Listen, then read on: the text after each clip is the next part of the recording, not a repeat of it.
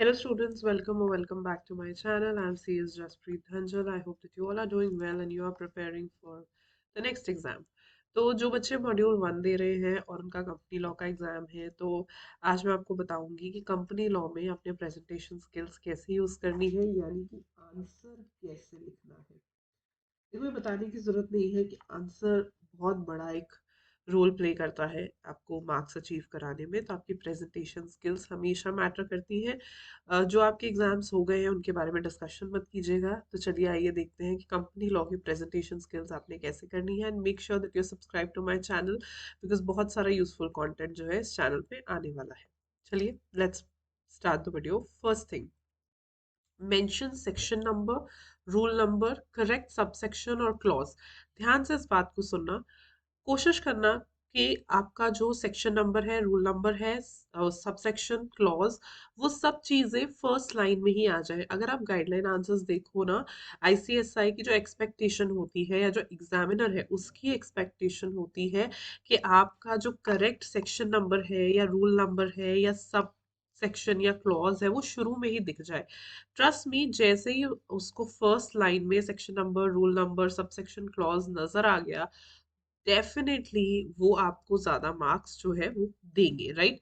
और ज्यादा मार्क्स के बजाय मैं ये बोलूँ कि जो अलॉटेड मार्क्स है कि भाई अगर ये चीज करेक्ट लिखी है तो बच्चे को नंबर देने हैं, तो वो आपको जरूर मिलेंगे। तो अगर आप इस टाइम पे कंपनी लॉ की प्रैक्टिस कर रहे हो या कल करोगे, तो इतनी बात का ध्यान रखना कि जो सेक्शन नंबर्स हैं, जो रूल नंबर्स हैं या रूल के जो नेम्स हैं रादर, वो आपके टिप्स पे होने चाहिए, राइट। ऑलवेज एंड ऑलवेज ये चीज याद रखो कि आपके टिप्स पे होने चाहिए ताकि आपको अच्छी तरीके से मार्क्स जो है वो मिल सके। पहली बात, और कोशिश यही कि फर्स्ट लाइन में ही आ जाए, फर्स्ट लाइन में जो है ये आ जाए, right. Number 2, use legal language in law. अब लॉ का पेपर है तो लीगल लैंग्वेज तो होगी ही। कॉमन क्वेश्चन, लीगल लैंग्वेज क्या होती है? लीगल लैंग्वेज का मतलब ये नहीं है कि बेयर एक्ट को रट्टा मार के लिखना है। लीगल लैंग्वेज का मतलब है लीगल वर्ड्स होने चाहिए। आप नहीं लिखोगे, आप नहीं यूज करोगे तो कब यूज करोगे मुझे बताओ। आप एक्सडी लेवल पे हो तो आपसे इतनी तो एक्सपेक्टेशन उन्हें होगी। तो लीगल वर्ड्स का इस्तेमाल आपने जरूर करना है। जिस तरीके से आपने देखा होगा कि बेयर एक्ट में लिखा जाता है, उस तरीके से उस वे ऑफ एक्सप्रेशन को समझो, रादर आई वुड से, ठीक है। और उसके साथ अपनी गुड इंग्लिश, ठीक है। गुड इंग्लिश का मतलब है, अब देखो, अब यहाँ तक तुम आ चुके हो तो मैं इतना जरूर एक्सपेक्ट करती हूँ कि अब तुम अच्छे से पढ़ चुके हो, रिवीजन कर चुके हो, तो तुम्हारी जो इंग्लिश है वो भी सही होनी चाहिए। तो ये तीन चीजों का इस्तेमाल करके आपने लीगल लैंग्वेज में लॉ का पेपर लिखना है, क्योंकि सीएस की जो एक आई वुड से एक स्किल होती है वो होती है ड्राफ्टिंग में। तो आपकी ड्राफ्टिंग बड़ी ब्यूटीफुल होनी चाहिए। तो लीगल लैंग्वेज में ही लिखना पेपर। सिंपल लैंग्वेज, मैं आपको थोड़ा सा एक्सप्लेन करती हूँ। सिंपल लैंग्वेज में कई बार कथाएं लिखी जाती है, हमें कथाएं तो लिखनी नहीं है, हमें अच्छे से पेपर देना है, तो लीगल लैंग्वेज का इस्तेमाल करना है। Third, case laws, very very very important. तो जो केस लॉज है वो तीन पार्ट्स में आप डिवाइड कर लो, ठीक है। अब क्या हो चुका है ना, टाइम्स थोड़े से बदल चुके हैं। बदलते टाइम के साथ एक चीज का हमेशा ध्यान रखो कि जो चीजें मतलब बहुत ज्यादा इलेबोरेटेड अब चीजें नहीं होती, थोड़ा सा उसको कम कर दिया है इन्होंने। तो सबसे पहले केस के फैक्ट्स लिख दो, ठीक है। और फैक्ट्स के साथ साथ what ever issue you face वो चीजें आपने लिख देनी है। दूसरे में आपने लिखना है एनालिसिस ऑफ इंटरप्रिटेशन। अब फैक्ट्स के साथ ही आप प्रोविजंस भी डाल सकते हो, ठीक है। फैक्ट्स के साथ ही आप प्रोविजंस डाल सकते हो और फिर आप करो उसका एनालिसिस, और लास्ट में आपने देनी है जजमेंट। इसमें अगर केस लॉ आता है तो केस लॉ का नेम मेंशन कर दो, और अल्टीमेट कंक्लूजन जो है वो देना है। I am just trying to make it a little more smaller as compare to the previous exams, क्योंकि गाइडलाइन आंसर्स को अगर देखो तो अब हर चीज काफी नटशेल हो रही है।